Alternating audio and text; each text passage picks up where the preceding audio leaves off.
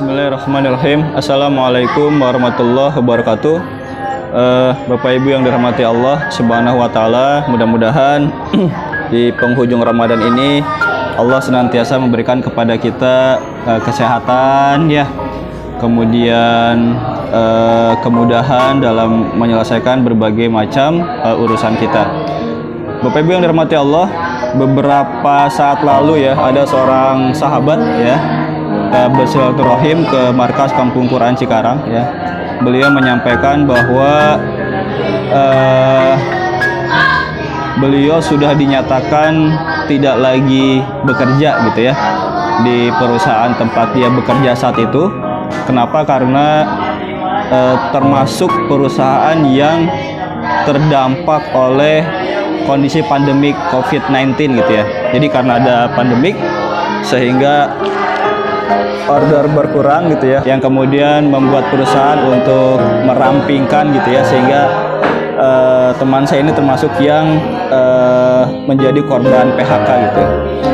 Kemudian beliau datang dalam kondisi yang bingung, dalam kondisi yang panik. Kenapa? Karena di keluarganya beliau ada sebagai kepala keluarga ya, jadi baru saja menikah, dikaruniai satu atau dua anak gitu ya, dan satu orang istri. Belum lagi dia bilang cicilan ini cicilan itu ya, sehingga kondisi yang tiba-tiba itu membuat dia bingung gitu ya, dalam kondisi sangat membutuhkan, kemudian banyak tanggungan ya, entah keluarga ataupun berupa cicilan gitu ya, tetapi kemudian satu-satunya sumber penghasilan dihentikan secara tiba-tiba. Nah, ini sebuah kondisi yang cukup sulit buat dia. Nah, terus gimana nih menyikapi hal-hal seperti ini gitu ya, Bapak Ibu yang dirahmati Allah. Yang pertama adalah tetap tenang ya, tetap tenang, karena kalau kita panik justru akan membuat setan masuk ya, dan memunculkan rasa was-was yang berlebihan ke dalam hati, pikiran dan perbuatan kita gitu ya. Masuk was-was dari setan, bisikan-bisikan yang tidak bertanggung jawab dari setan gitu ya, yang kemudian akan membuat akal kita tidak bisa berjalan dengan baik ya. Kemudian keimanan kita pun bisa dipastikan akan tidak maksimal gitu. Nah, lantas bagaimana menyikapi hal seperti ini? Bapak Ibu yang dirahmati Allah, yang pertama adalah yakinlah bahwa 50.000 tahun ya, 50.000 tahun sebelum Allah menciptakan alam ini ya, sebelum Allah menciptakan langit dan bumi dan segala isinya, dan semua isinya termasuk manusia gitu ya, Allah sudah menuliskan ya, Allah sudah menuliskan ketetapan untuk kita gitu ya. Sehingga sebetulnya kalau kita berpikir bahwa ini sudah Allah takdirkan jauh-jauh hari sebelum kita dilahirkan, justru maka ya sudah tinggal dijalanin aja kan begitu ya, simple gitu ya.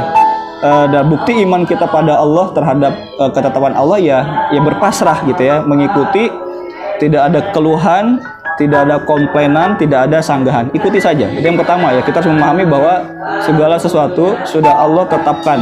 Nah, dan tugas kita adalah mengikuti ketetapan itu ya, dengan sikap yang baik ya, dengan sikap tetap berhusnuzon kepada Allah ya, dengan sikap tetap tidak mengurangi ibadah kita, apalagi sampai suuzon gitu ya, jangan sampai ya berburuk sangka pada Allah gitu. Kok Allah begini sih, nggak adil gitu ya. Saya kan pekerja yang baik ya, saya pekerja yang disiplin ya, saya termasuk pekerja yang diandalkan oleh perusahaan, kok tiba-tiba saya diputus. Nah, kita nggak boleh seperti itu. Bukankah segala sesuatu yang kita pengenin gitu ya, itu kan belum tentu terbaik buat kita ya, belum tentu terbaik menurut Allah gitu ya. Makanya sikap pertama kali yang harus kita pahami adalah kita harus berpasrah, kita harus menerima setiap ketetapan dari Allah. Itu yang pertama ya. Nah, yang kedua, ingat nih, la yukallifullahu nafsan illa wus'aha ya. La yukallifullahu nafsan illa wus'aha, bahwa Allah tidak akan memberikan beban ya, bahwa Allah tidak akan memberikan sebuah keputusan ya, sebuah ketetapan untuk diri kita yang kita tidak sanggup untuk mengerjakannya gitu. Artinya ketika kita dapat sebuah keputusan, sebuah ketetapan dari Allah apapun itu, maka yakinlah kita pasti bisa gitu. Ya. Karena Allah tidak akan memberikan beban, tidak akan membebani hambanya di luar batas kemampuannya. Nggak mungkin, ya. Kita pasti bisa, ya. Makanya nggak ada tuh istilah ini berat banget, nggak ada gitu. Ini kok sulit banget gitu, nggak ada ya. Karena ketika Allah menggariskan sebuah ketetapan untuk kita, kita pasti bisa. Ya, kita pasti bisa melewatinya. Tinggal pola pikir kita, ya, cara pandang kita yang harus kita ubah gitu ya. Ya, karena gini, masalah itu mungkin besar, tapi ada Allah yang maha besar gitu ya. Jadi pada akhirnya masalah jadinya kecil gitu ya, karena kita pasti bisa menghancurkan atau kita pasti bisa memecah kebuntuan dari setiap masalah yang Allah berikan kepada kita. Jadi udah dua tuh. Yang pertama, yakinilah itu adalah ketetapan terbaik dari Allah, ya. Kemudian yang kedua, la yukallifullahu nafsan illa wus'aha, ya. Allah tidak akan memberikan beban kepada hambanya melebihi batas kemampuannya. Dan yang ketiga adalah tentunya tetap meningkatkan ibadah kita kepada Allah gitu ya. Nah ini hebatnya mukmin tuh begitu ya. Ketika dia diberikan tekanan, ketika dia diberikan beban, ketika dia diberikan masalah yang menurutnya besar gitu ya, tapi dia woles aja gitu ya. Dia justru pada saat itulah dia berusaha untuk lebih mendekat kepada Allah, ya. Dia perhusu sholatnya. Nah, ya, dia perhusu sholatnya, dia perbanyak baca Qur'annya, dia perbanyak infaknya, gitu ya. Karena dia tahu nih, ya, dia tahu tidak ada jalan lain kecuali meningkatkan ibadah kepada Allah. Nah, terbayang nggak? Kita dikasih ujian sama Allah, tapi justru hamba ini mendekat kepada Allah. Kira-kira Allah gimana nih? Ya, bukankah Allah Ar-Rahman Ar-Rahim, ya, Maha Pengasih dan Maha Penyayang, ya. Ini tentunya akan merubah, ya. Dia akan semakin baik hubungannya dengan Allah, dan ya sudah, ketika kita sudah dekat dengan Allah, adakah yang lebih indah dari itu gitu ya? Ya, nggak ada gitu ya.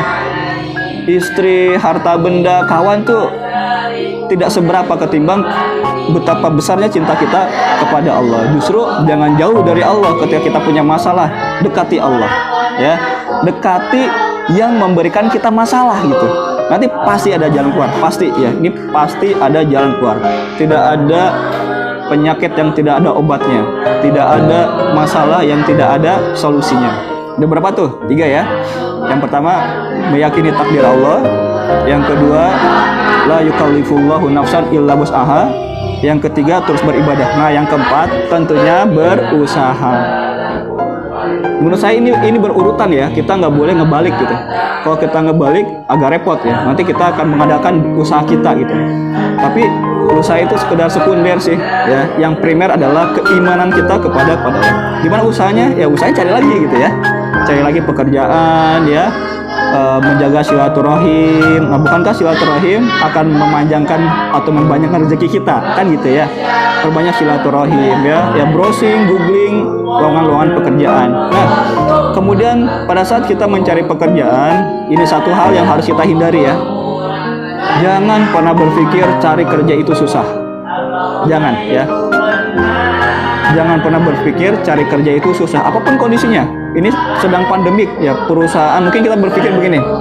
Perusahaan pada akhirnya meng-cut banyak karyawannya karena pandemik. Nah, kemudian dengan fakta itu justru kita terbawa arus gitu ya. Kita berpikir ya susah, udah saya nggak usah usaha. Nggak boleh begitu ya.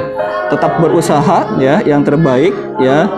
Kemudian ya apply lowongan gitu ya, dan nanti insya Allah ya ketika kita berusaha, apalagi didahului dengan iman, ya itu mantap tuh ya. Allah pasti memberikan jalan keluar dari arah yang tidak kita duga-duga. Demikian Bapak Ibu, tetap semangat ya, terutama nih buat para kepala keluarga yang sedang Allah putus sementara rezekinya. Tetap semangat, tetap bangkit ya. Tidak ada kesulitan yang Allah berikan yang tidak bisa kita melewatinya dengan baik. Assalamualaikum warahmatullahi wabarakatuh.